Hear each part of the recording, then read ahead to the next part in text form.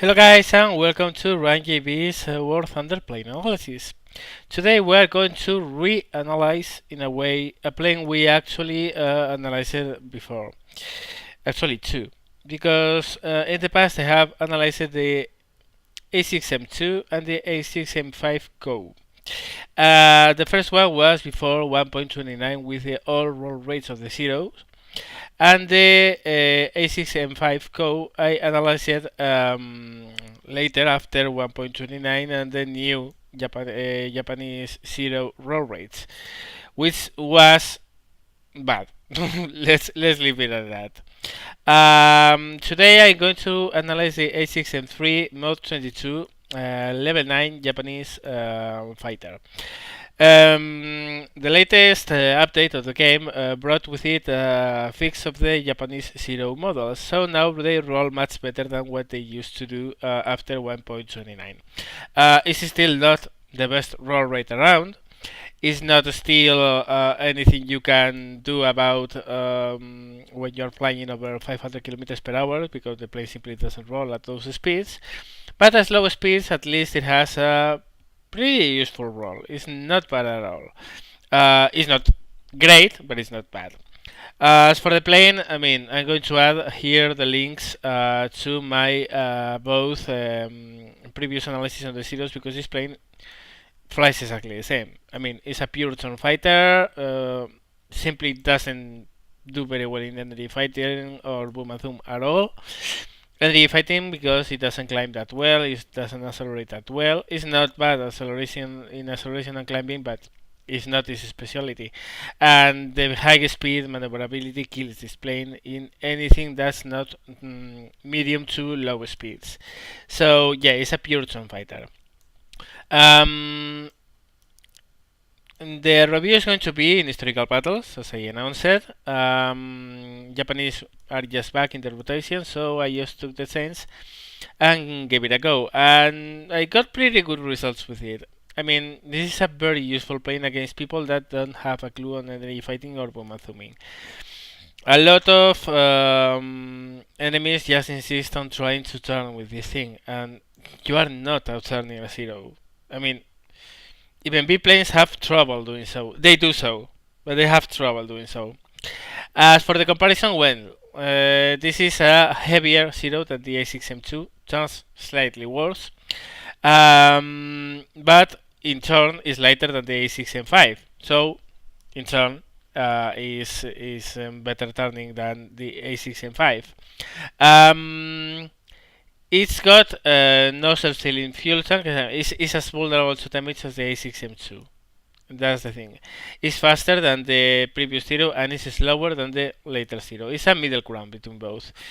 With the M6M2 you got not that fast, very light plane that turned in a dime. With the A6M5 Co you got still not that fast, but faster, some plane that turned in a dime, but a bigger dime than the A6M2.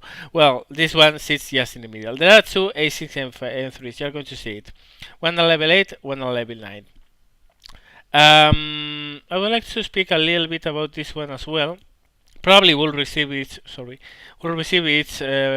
own review in the future, but this plane is, look at this, the wing is smaller. This is probably the worst turning zero of them all, because it has this smallest wing area. But in turn, this thing rolls very well, because the different wing shape helps with roll. This is what I'm going to say about the level 8 one right now. As for the weapons, well, this plane has two light machine guns and two Type 99 Mark II 20mm cannons, which are a lot better than the ones you have in the A6M2 and the M6M3. They load 100 rounds per gun, which is not a lot, but still you can get a lot of things done. As for the cells, I'm using Omnipurpose. As for the Y, well, I haven't tried ground target yet, and I actually should do so, because it has API, and these cannons might have the same problem that the Russian. But I'm not feeling like changing the cannon runs because I'm getting very good results with this setup. I could go with stealth, and probably will because stealth is always good. But the problem is that it's really expensive, and I'm saving money for when I jump from level in Japan to get the Ki 61, which is a level 11. So I'm saving money, so I'm not purchasing those. But I'll go with normal purpose for both. Or stealth, of course. And you might want to try ground targets. You might want to. And see if you get better results or not. I haven't felt like doing that because I really don't have problems with these cannons at all. As for the Reaper cost, is 1,500 lions in arcade, which is pretty nice, and 8,880 lions in historical battles. It's not the most expensive theme around, but it's not cheap either. I mean, there are much cheaper level 9s around, but well, it's an affordable plane, and it has a nice reward of 250% in historical, so you can get it's a good bang for the buck plane. Yeah. I guess I don't have to say a lot more because if you see the previous Zero reviews, you're going to get a very good idea of how to fly this plane. So let's cut it short and let's go and see some action. So here we are. This is Kalkin Gold map going against the Soviet with an A6M3 in our hands. In historical battles, there are a couple of things you want to know about this plane. This doesn't apply on arcade, so don't worry about that and don't bother. This plane doesn't dive very well, and you can overspeed it very easily. At 600 kilometers per hour, you're actually already at the limit of the plane. Here you can see me. I'm showing you that the roll rate actually now is faster. That's the first thing. You don't want to speed over 500 kilometers per hour if possible. Indicated, of course. That's the first thing, because at 600 kilometers per hour, if you're at 500 kilometers per hour, you're going to be hearing the sound of the air going very fast through your plane, and you won't really notice unless you are looking at the speedometer that you are accelerating a lot, and you can find yourself at 600 kilometers per hour even without knowing it. And at that speed, the plane is, very easy to break up. The wings come off very, very easily, and if you keep on going, you will break your poor plane apart. So, for safety reasons, try to stay under 550 kilometers per hour tops. Okay. Second thing, I always use vertical adjustment, so that's one thing. But convergence. Well, this plane has 20mm guns and 7.7 machine guns. This is a personal feature of mine and a personal preference of mine. I set the convergence at 250 meters. It's pretty much standard for all my fighters. For ground attack planes, I go for longer distances because I want to start strafing from longer away. But yeah, I set it at 250 meters away. As for the Y, well, my most used fighting distances in historical battles are around. I start firing at 400 meters tops, unless I'm trying to snipe someone, in which case, well, I might be shooting from more away. But for maneuvering enemies, for enemy fighters, etc., I shoot at 250 meters more or less. Of course, sometimes it's less, sometimes it's more, but it's a good adjustment between the 350 meter shots and the 150 meter shots. I rarely shoot anything that's under that distance anyway, because I rarely come so close to anyone. I'm not. If you have heard of him, Erich Hartmann, the highest scoring ace of the history. said that his way of scoring kills was coming so close to the enemy that the enemy will feel his windshield. I don't do that. Mostly because I'm always feeling that I may crash with the enemy. So, well, you have me here climbing and getting over the closed cover because I want to see the enemy when we come close to them. In arcade, you don't have to climb as much. I mean, in arcade, with a 0 at 2000 meters is more than enough because you simply can dive very well. But in historical battles, altitude is always good to have. So, yep. There you go. We have a Jak 90 down on the left, LA5, two LA5. One of them is higher, and the other more or less is at our altitude. So again, a little bit of lateral separation to get a better idea of if they are coming for me or not. And the lower one is indeed seems that is doing so. I go for a second for the Jak 90, but he's already on fire, so there's no use in going for that guy. Jak 7 there, LA5, which is over there, and it's making me feeling very, very, very uneasy. But seems that he's not coming for me, so I can keep on going and focusing on the Jak 7. I want to engage him. I don't want to leave him disengaged. So here I come. I start a very wide barrel roll to mess his aim in a possible head-on pass, which in the end he doesn't try.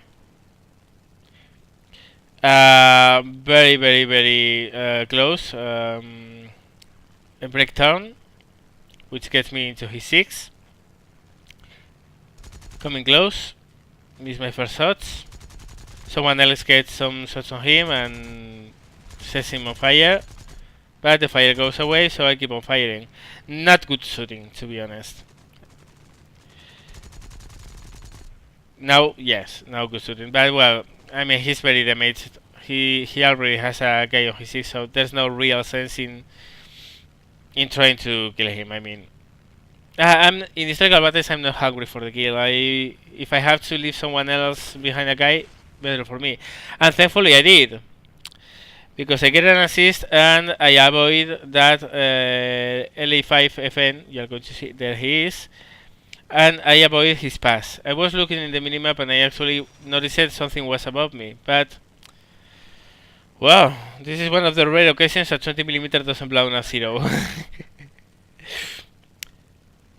So, well, I'm simply maneuvering, and this is not a smart LA5 event. He's trying to outurn me, and you know that never works. I mean, like at all. So I'm coming close to him. He's winning a little bit of separation, of course. In a dive, everything is going to auto-accelerate a 0, but he insists on trying to maneuver, and I'm going to, reward him for that with a broken elevator and a hold wing. I come down on him to keep on shooting, and I notice here he's spinning. So what I do is to pull up and note in the chat, LA5 dead, he's spinning out of control, don't kill him. But well, I mean, in arcade we know everyone is going to try to steal your kill. Sadly, it also happens in historical battles. Look at that guy. Well, maybe he didn't read the chat, who knows. But well, he's still going down, I'm tracking him just in case he recovers. Very unlikely, but who knows. And I get a kill. So not bad. I bagged a Jak 5 FN, which is a very good plane, by the way. So, well, right now what I have is not a lot of 20mm, a huge lot of 7.7s, and I don't see any enemy planes around. So what I'm going to do is to start strafing some ground targets with a lot of care, because again, this is a 0, and you know 0s are made of paper. and if anti-aircraft guns get a hit on you in this paper plane, you know what happens when you put a fire on paper, right? Well, it happens exactly the same. This plane really goes down in flames very, very easily. So, well, thankfully, I'm noticing we have more friendlies going for the ground attack pass, and this is what you want to do when attacking a zone with a lot of anti-aircraft guns. You want to go in numbers, so at least they spill their fire, so they are not shooting all at the same plane. Really increases your chances of survivability. So I'm going to do a pass on that anti-aircraft gun. I start with machine gun and fire the cannons to ensure the kill as fast as possible. Ooh, hit. Feeling uneasy right now. But well, most of the anti-aircraft guns are dead. There's one left, which is that one, which is trying to kill me, but I also get it. So yeah, another ground target for the list. And now what I'm doing is checking around ground targets that I can actually kill with 7.7 millimeters, because I don't have any cannon left. Oh, light tanks and some AAs. Sweet, more AAs. But again, there are two guys attacking that column, so the anti-aircraft guns will probably be focused on them, not on me. So I come in, I do a pass, get that anti-aircraft gun, pull away, shaking a bit. I mean, try not to stay in the same line when you attack ground targets, because those things really blast you off if you stay in a straight line. Light tank, light tank, light tank. Okay, we don't have any more ground targets. So well, not a huge lot to kill right now, because what's left is basically light tanks, which of course machine guns can do crap too. And there's that big column of tanks there. But see this. I see most of my team is going away. There's just one attacking that column of tanks, and I don't want to push my luck. I mean, no, I don't want to. I'd rather go back to base, reload the 20mm, and come back to do another pass. With 20mm, the AA guns go down very fast. But with 7.7, you need a lot of hits, and if those guys spit on you, you're going to die. So, wow, look at that, AR 2. So, I'm going to come back. I mean, I only have 7.7mm, but again, Japanese plane made of paper. I know, you can see there are a couple of fighters there. The more we are, the better for us to try to kill him. Because again, the gunners have to split their attention between several planes. So yeah, I'm going to come assist, and of course, if I can, try to kill him. We have KI-61 going for him, another KI-61 going against the ground column, which I don't understand. I mean, you have a bomber there, go for him. So here I come. I adjust for lead to get some shots, which I don't. High yo-yo to come down on him as fast as I can, and let the fire begin.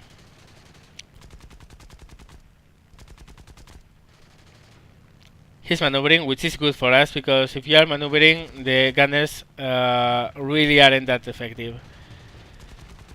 So far, I get one of his hunters, which is very good, because that means he really doesn't have any defensive fire. And keep on shooting. Being careful, of course, not to hit that guy. He comes close to me. I made a huge hole in his wing, and he goes down, and I kill him. With that machine guns. That's pretty good. And look at this. I may have awarded the Moron of the Year award already, but this is potential Moron of the Week. Look at him. What the hell, guy? For real? Are you going to do it? Are you going to? Yeah, he's trying to. What the hell? What happens here? That as soon as you start fighting someone, no one else can engage it. Whatever, people. You know, maybe a friend of Hiroshima. Who knows? So let's see the results, which are very good. Also, this was my first battle of today, so I got a huge lot of XP. But look at the money rewards, very good. So let's see another one. This is just a short clip to show you the biggest drawback of the Zero. It is a Zero, basically. That's the drawback. I focused on the SE2. I have a guy behind me, and I haven't noticed him yet, but he puts one shot, and I'm dead. Yeah, that's a Zero. So here we are. Again, we are going in against the Soviets. This time I have already climbed to altitude, and I'm looking at possible enemies. First possible one is that Yak-90. This is a plane I don't want to face even in historical battles. It's much less effective in historical battles than in arcade, but still one hit of those, and your bombers are insta-killed. So yeah. I cut the engine, and as I start coming down to the close, I notice there's a lot of enemies, so I have to be very careful. Spiral dive, not to accelerate a lot and to track the guy. Gone in a very good position, but I totally miscalculate the proper lead. So I go up, roll back towards him, but then I notice, look at this guy, this King Cobra, who's attacking the guy who's already attacking the Yak-90. So instead of going for like a lemming for the Yak-90, what I'm going to do is to try to protect this guy. Again, I miscalculate the lead, but no, I don't. Some hits, more hits, and this guy is dead. I mean, he can't move away, and I turn much better than him. Super powerful burst. Yes, I really shouldn't have done this, to be honest. He was already going down, and I wasted all my cannon ammo, which is not the best thing to do, because now I only have 7.7s, and yeah, there are a lot of bombers around. I mean, I took an AR2 with 7.7s, but you have to be very careful. I should have saved those last maybe 40 rounds of 10mm to engage something bigger, but it didn't. I really wanted a kill. So again, historical battles is so much different from arcade in the situation that this is a very good proof of it. You can't really be very anxious for the kill, because sometimes you have already dealt enough damage for the guy to actually go down, but you insist on going for him and you waste a lot of ammo. But well, there's an AA there. Of course, I know by the time I'm going to arrive there, he's going to be dead, but the AA guns are fighting at me, and I don't want to keep them focused on me, so I'm moving away. And of course, just in case the I-15 survives, I'm keeping a look on him, but no, he doesn't. And of course, he wasn't going to. I mean, he had that AA got 3 guys of our team on him. So there's an IL-2 there, which is yeah, well, I mean, those things are tough, are very tough. So 7.7s only, and now is where I'm starting cussing at having wasted all my 20mm ammo. But still, have to try. Second close, I don't see an M popping, so I'm guessing he's got no rear cannon. But I'm going to stay in the safe side of things, and not stay too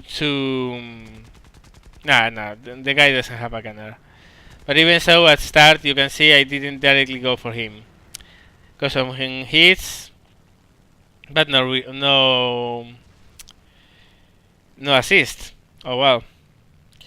I see a BB1 there. There are very few enemy fighters up, so I'm going to go for the BB1. In the end, he gets taken up and taken out before I arrive, so all I do is to come back to base, reload the 20mm, so Yeah, let's just cut it short and not put in the whole return to base and landing and takeoff thing, because that would be boring. So back we are and reloaded with 30 millimeters and well, the full load. Going for the anti-aircraft gun there, which is the only thing right now I can actually kill with the weapons I have. But I see an SV2M there. So, well, yeah, let's leave the AA gun alone and go for the bomber. I start turning and trying to close the angles to come very close to him. Try to win a lateral shot and then, well, we'll see, because defensive gunners are very, very, very, very dangerous for this plane. So, here I come, shoot some, not the proper lead, so I drop down under him, not to give him an easy target. Maneuvering, just steadying for the moment, so I'm going to shoot. Shoot again, miss again, again, maneuvering, don't want to be steady for him. Now I do hit, but he's forcing me to maneuver, and the SV2 is so fast, and those anti-aircraft gunners are so damn accurate. But well, we have friends, so probably those gunners are going to be distracted by the other guys that we have here. More hits, again pulling down the nose, not remaining in a straight line. But no, seems the AI gunners really want me, not the guy who's closer to him. So he forces me to maneuver, and I'm really nervous because I don't want to be on fire, and those things, I mean, the zero really goes in flames very, very easily. More hits, not in this one, but yeah, in this one. Of course, there are very more hits still. They are not consecutive hits or very localized. I'm just popping shot at him without a lot of concentration, but it's the only thing you can do when you have to face those AI gunners in a plane this week. Out of 20mm cannons, so I keep the fire, and in the end someone else kills him, which is cool. I mean, good combined effort, we kill him, so well done. I'm not going to turn into the other guy to shoot him because I was there first. Oh, really, people? Yeah, so that was it, because the Soviets don't have any more planes. So we win this battle as well. This is a very good plane. This is a very fun plane to fly. And with the new roll rate and the fixed roll rate, it's a very nice plane.